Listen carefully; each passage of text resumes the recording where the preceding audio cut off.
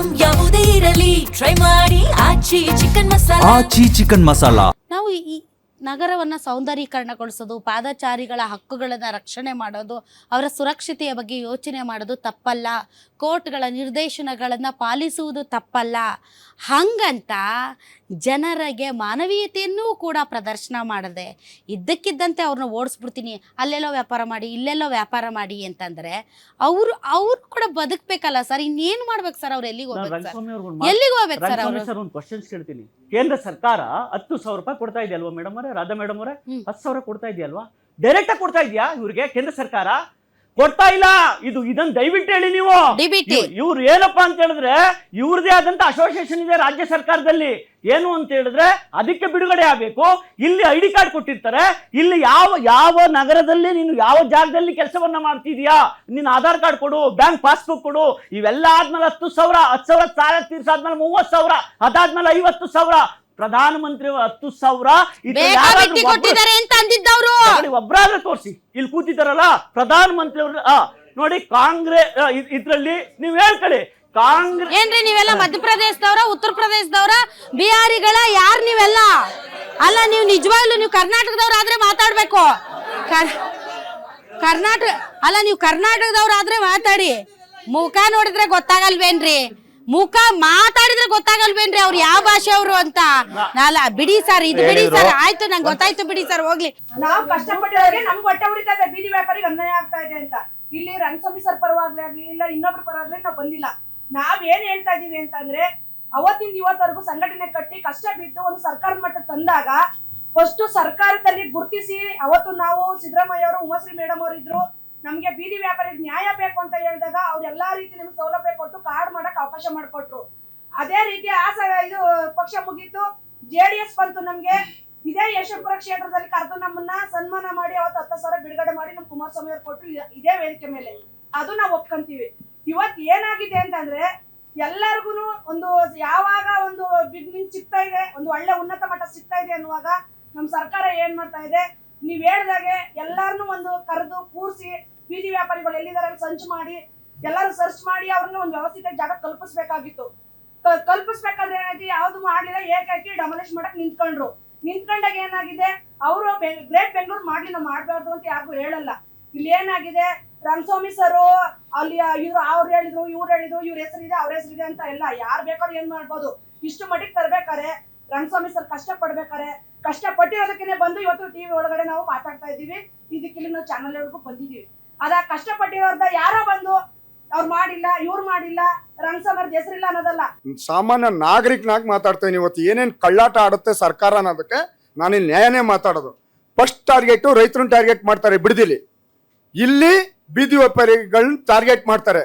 ಈ ಸರ್ಕಾರದ ಏನಾಗಿದೆ ಅಂದ್ರೆ ಐಷಾರಾಮಿ ಬಂಗ್ಲೆ ಕಟ್ಕೊಂಡು ರಾಜಕಾಲುವೆ ಮೇಲೆ ಬಂಗ್ಲೆ ಮಾಡ್ಕೊಂಡಿದಾರಲ್ಲ, ಫುಟ್ಪಾತ್ ಎಲ್ಲ ಒತ್ತುವರಿ ಮಾಡ್ಕೊಂಡಿರಲ್ಲ.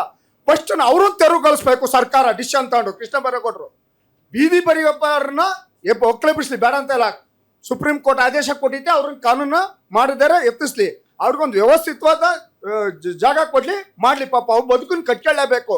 ಎಲ್ಲಾರು ಒಂದ್ ಕಡೆ ಗೌರ್ಮೆಂಟ್ ಜಾಗ ಇರುತ್ತೆ, ಅದನ್ನ ಫಿಕ್ಸ್ ಮಾಡ್ಬಿಟ್ಟು ಅವ್ರಿಗೊಂದು ಅನುಕೂಲ ಮಾಡಿಕೊಡ್ಲಿ, ಜೀವನಕ್ಕೊಂದು ಆಧಾರ ಮಾಡಿಕೊಡ್ಲಿ. ಇನ್ನೊಂದು ಪ್ರಶ್ನೆ ಇಟ್ಟು ಕಳ್ಳಾಟ ಆಡ್ತಾರೆ. ಹಾಲಿನ ಬೂತ್ ಬರುತ್ತಲ್ಲ ಮೇಡಮ್, ನೀವು ಸರ್ಚ್ ಮಾಡಿ ಫಸ್ಟ್, ಅದನ್ನೇ ಪ್ರಶ್ನೆ ಹಾಕ್ಬೇಕು ಅಂತ ಇದೀನಿ. ಎಷ್ಟು ಕಡೆ ಹಾಲಿನ ಬೂತ್ ಅಕ್ರಮ ಮಾಡಿಲ್ಲ ಕೇಳಿ ಮೇಡಮ್. ಪಾರ್ಕ್ ಕೊಡಕ್ ಪರ್ಮಿಷನ್ ಇಲ್ಲ ಅಂದ್ರೆ ಎಷ್ಟು ಪಾರ್ಕ್ ಒಳಗೆ ಪರ್ಮಿಷನ್? ನಾನೇ ಒಂದು ಪರ್ಮಿಷನ್ ತಗೊಳಕ್ ರಿಜೆಕ್ಟ್ ಆಗಿದೆ. ನಾವೊಂದು ಬದುಕನ್ನು ಕಟ್ಕೋಬೇಕು ಅಂತ ಹಾಲಿನ ಬೂತಿಗೆ ಹೋದೆ. ಒಬ್ಬ ಮನುಷ್ಯಗೆ ಎಷ್ಟು ಪರ್ಮಿಷನ್ ಕೊಡ್ಬೋದು ಹಾಲಿನ ಬೂತಿಗೆ ಮೇಡಮ್? 7ರಿಂದ 8 ಅವ್ರವ್ರ ರಿಲೇಷನ್ಗಳಿಗೆಲ್ಲ ಕೊಟ್ಕೊಂಡು ಮಾತೆತ್ತಿರೋರು ಏನಂತಾರೆ ಗೊತ್ತಾ, ನನಗೆ DK ಗೊತ್ತು, CM ಆಫಿಂದ ಸ್ವಲ್ಪ ನಡೆಸ್ತಾರೆ. ನೆನ್ನೆ ಒಂದು ತೆರವುಗೊಳಿಸಕ್ ಹೋದಾಗ ಅಲ್ಲಿಂದ ಫೋನ್ ಬರ್ತೈತೆ, ಒಬ್ರಿಗೆ ಬಡವ್ರಿಗೊಂದ್ ನ್ಯಾಯ, ದೊಡ್ಡವ್ರಿಗೊಂದ್ ನ್ಯಾಯ. ಹೇಳಿ ಮೇಡಮ್, ಇದನ್ನ ಸರ್ಚ್ ಮಾಡಿ ಒಬ್ಬ ಮನುಷ್ಯನಿಗೆ ಎಷ್ಟು ಮೆರಿತಾರೆ ಅಂತ ನಾನು ಕಣ್ಣಾಡಿದೆ. ಇಡೀ ಸಾಕಾರ ನಗರದಲ್ಲಿ ಒಂದು ಟಾರ್ಗೆಟ್ ಆಯ್ತು. ನೆನ್ನೆ ಅದು BBMP ಕ್ಲೋಸ್ ಮಾಡಕ್ ಹೋದಾಗ CM ಆಫೀಸಿಂದ ಫೋನ್ ಬರುತ್ತೆ, ಒಬ್ರಿಗೆ ಬಡವ್ರಿಗೊಂದ್ ನ್ಯಾಯ, ದೊಡ್ಡವ್ರಿಗೊಂದ್ ನ್ಯಾಯನ ಮೇಡಮ್. ಅವ್ರಿಗೆ ಹೇಳೋರು ಕೆಲವ್ರು ಗತಿ ಇಲ್ಲ ರೀ, ಅವ್ರ ಸತ್ರು ಕೂಡ ಅಳೋರ್ ಗತಿ ಇರೋದಿಲ್ಲ. ಯಾಕೆ ಹೇಳಿ, ದಿನಕ್ಕೆ 100 ರೂಪಾಯಿ 200 ರೂಪಾಯಿ ಗಳಿಸೋರು ಅವರು. ಇದನ್ನ ಕೂಡಲೇ ನೀವು ಸರ್ವೆ ಮಾಡ್ಬಿಟ್ಟು ನೀವು ಗ್ಯಾರಂಟಿ ನ್ಯೂಸಿಂದ ಇದನ್ನ ಬೇಕಾದ್ರೆ ಸರ್ಚ್ ಮಾಡಿ. ಎಷ್ಟು ಅಕ್ರಮವಾಗಿ ಹಾಲಿನ ಬೂತ್ಗಳಕ್ಕೆ ಪರ್ಮಿಷನ್ ಕೊಟ್ಟಿದ್ದಾರೆ ಕೇಳ್ರಿ. ಮಾತಿರ್ತೀರಿ. ಈಗ ಸುರೇಶ್ ಅಣ್ಣ ಅಂತಾರೆ, DK ಶಿವಕುಮಾರ್ ಅಂತಾರೆ. ಇಲ್ಲಿ ಬದುಕ್ತಾರ ಮನುಷ್ಯರಲ್ಲ ಮೇಡಮ್, ಇವ್ರಿಗೆ ಏನ್ ಬದುಕು ಕಟ್ಕೋಬೇಕು ಅಂತಿಲ್ವಾ? ಹೆಂಗ್ ಕೊಟ್ರು ಇದನ್ನ ಸರ್ಚ್ ಮಾಡ್ಲೇಬೇಕು ಮೇಡಮ್. ನೀವು ಬೇಕಾದ್ರೆ ಇನ್ನೊಂದಿಷ್ಟು ಭೇಟಿ ಕರೀನ ಇದ್ರು ಮಾತಾಡ್ತೀನಿ ಮೇಡಮ್. ಇದಕ್ಕೆ ನ್ಯಾಯ ಸಿಗ್ಲೇಬೇಕು. ಸೊ ನಾನು ಬೀದಿ ಬದಿ ವ್ಯಾಪಾರಿನೇ ಮೇಡಮ್. ನಾನು ಚೆನ್ನಾಗಿ ಉನ್ನತ ಶಿಕ್ಷಣ ಮಾಡಿ ಕಂಪ್ನಿಯಲ್ಲಿ ಕೆಲಸ ಸಿಕ್ದಿರ ನಾನು ಬೀದಿ ಬದಿಯಲ್ಲೇ ವ್ಯಾಪಾರ ಮಾಡಿ ಏನ್ ವ್ಯಾಪಾರ ಮಾಡ್ತೀರಿ? ಮೇಡಮ್ ನಂದು ಬಂದು ಚಿಕ್ಕದಾಗಿ ಒಂದು ಕಾಟ್ ಹಾಕೊಂಡಿದ್ದೀನಿ ಮೇಡಮ್. ಪಾನಿಪುರಿ ಇದರಲ್ಲಿ ನಾನು ರಾತ್ರಿ ಹೊತ್ತು ಒಂದು ಚಿಕ್ಕದಾಗಿ ಒಂದು ಕಾಟ್ ಹಾಕೊಂಡಿದ್ದೀನಿ. ನಂದು ನೈಟು 6 ಗಂಟೆಗೆ ಸ್ಟಾರ್ಟ್ ಆಯ್ತು ಅಂದರೆ ಬೆಳಗ್ಗೆ 5 ಗಂಟೆವರೆಗೂ ನಾನು ಅದರಲ್ಲಿ ವ್ಯಾಪಾರ ಮಾಡ್ತೀನಿ. ಹ್ಮ್. ಸೊ ಈಗ ಏನಾಗ್ಬಿಟ್ಟಿದೆ ಅಂದರೆ, ಈಗ ಸಾರ್ ಅವ್ರು ಹೇಳಿದ್ರು ಫಸ್ಟಲ್ಲಿ ಮೈನ್ ರೋಡಲ್ಲಿ ಬೇಡ, ಪಕ್ಕದ ರೋಡಲ್ಲಿ, ಇಲ್ಲ ಪಕ್ಕದ ರೋಡಲ್ಲಿ ಬೇಡ ಇನ್ನೊಂದು ರೋಡಲ್ಲಿ ಅಂತ ಅವ್ರು ಫಸ್ಟು ಹೇಳಿದ್ದಾರೆ ಮೇಡಮ್. ಈಗ ನಾನು ಒಂದು ಮಾತು ಕೇಳ್ತೀನಿ ಮೇಡಮ್. ಈಗ ಅವರು ದುಡ್ಡು ಕೊಟ್ಟು ಮನೆ ಕಟ್ಕೊಂಡಿರ್ತಾರೆ ಮೇಡಮ್. ಮನೆ ಕಟ್ಟೋರ ಮುಂದೆ ಜನ ನಿಲ್ಸೋಕ್ಕೆ ಅವ್ರು ಅವಕಾಶ ಮಾಡಿಕೊಡ್ತಾರೆ ಮೇಡಮ್. ಈಗ ನಾನೊಂದು ವ್ಯಾಪಾರ ಮಾಡ್ತೀನಿ ಮೇಡಮ್. ನಾನು ವ್ಯಾಪಾರ ಮಾಡಬೇಕಂದ್ರೆ ಅವ್ರು ಜನ ನಿಲ್ಸ್ಕೊಳಕ್ಕೆ ಅವಕಾಶ ಕೊಡ್ತಾರೆ ಮೇಡಮ್. ಈಗ ನಾನು ಹೇಳ್ತೀನಿ ಮೇಡಮ್, ನನಗೆ 10 ರೂಪಾಯಿ ಮೆಣಸಿನ್ಕಾಯಿ ಬೇಕು ಮೇಡಮ್ ನನ್ನ ಮನೆಗೆ. ನಾನು ಬಸ್ ಎಕ್ಕಿ ಮಾರ್ಕೆಟ್ಗೆ ಬರೋಕ್ಕಾಗಲ್ವಲ್ಲ ಮೇಡಮ್. ಒಂದು ರಿಲೇಷನ್ಶಿಪ್ ಸ್ಟಾರ್ಟ್ ಆಗೋದೆಲ್ಲಿ ಮೇಡಮ್? ಬೀದಿ ವ್ಯಾಪಾರಿಯಿಂದ ಅಲ್ವಾ ಮೇಡಮ್? ಈಗ ನನ್ಗೆ 10 ರೂಪಾಯಿ ಸಾಲ ಬೇಕು ಮೇಡಮ್. ಮನೆಗೆ ಯಾರೋ ಬಂದ್ರು, ಅಣ್ಣ ಒಂದು ಮೊಸರು ಪ್ಯಾಕೆಟ್ ಬೇಕು ಅಂದಿದ ತಕ್ಷಣ ನಾನು ಹೋಗಿ ಡೈರಿಗೆ ಹೋಗೋಕ್ಕಾಗಲ್ವಲ್ಲ ಮೇಡಮ್, ಮನೆ ಹತ್ರ ಇರೋ ಬೀದಿ ಬದಿ ವ್ಯಾಪಾರಿ. ಸೊ ಇಲ್ಲಿ ಒಂದು ಬಾಂಧವ್ಯ ಸೃಷ್ಟಿ ಆದ್ರೆ ಮೇಡಮ್ ಅದು ಉನ್ನತ ಸ್ಥಾನಕ್ಕೆ ತಗೊಂಡೋಗುತ್ತೆ. ಇವ್ರು ಏನು ಹೇಳ್ತಿದ್ದಾರೆ, ಸರಿ ಇವಾಗ ಮೈನ್ ರೋಡ್ ಬೇಡ ಮೇಡಮ್, ಪ್ಯಾರಲಲ್ ರೋಡ್ ಇರುತ್ತಲ್ಲ, ಪ್ಯಾರಲಲ್ ರೋಡಲ್ಲೂ ಬೇಡ ಮೇಡಮ್.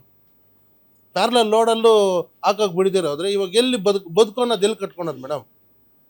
ನಿಮ್ಗೆ ಪರ್ಯಾಯ ಜಾಗ ತೋರಿಸಿದಾರಾ? ಇಲ್ಲ ಮೇಡಮ್, ಪರಿಹಾರ ಜಾಗ ಅನ್ನೋದೇ ಇಲ್ಲ ಮೇಡಮ್. ಬರ್ತಾರೆ ಮೇಡಮ್.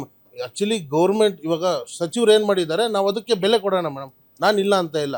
ಬಟ್ ಸಚಿವರಿಗಿನ್ನ ಜಾಸ್ತಿ ಅಲ್ಲಿ ಇಂಜಿನಿಯರ್ಗಳೇ ಮೇಡಮ್, ಅಧಿಕಾರಿಗಳು. ಏನ್ ಬಂದು ಮಾತಾಡೋಷ್ಟು ಪೇಷನ್ಸ್ ಇಲ್ಲ.